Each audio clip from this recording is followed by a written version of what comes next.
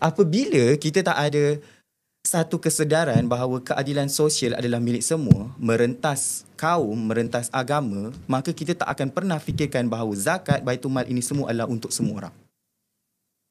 Sebab apa? Kita masih ada dalam satu minda kita. Kenapa tak deliberate this? Kita masih dalam minda semua. Minda kita adalah kita masih tertindas. Although we are majority, we thinking like minority. Tapi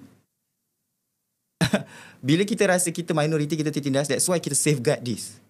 Supaya kalau apa-apa jadi, kita masih ada ni untuk menyelamatkan kita. Nah, but there's a problem. Recently, zakat mengeluarkan biasiswa kepada mereka yang bekerja di sektor government, pernah jadi ketua pengarah, pernah jadi ketua mufti, pernah jadi ex-menteri. Tapi anak menerima zakat fisabilillah. Bayar untuk belajar ke luar negara for 4 years. Wow.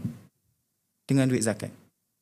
And then bila we questioning it, bila kita mempersoalkannya, dia kata, that's not a problem sebab memang ada satu klausa daripada pusat zakat mengatakan bahawa ada fisabilillah. Kalau ada lebihan, maka kita boleh beri. Klausa itu bukan dicipta turun dari langit, dia dicipta oleh manusia. But we cannot questioning that. Sebab katanya ini pusat yang sacred, suci.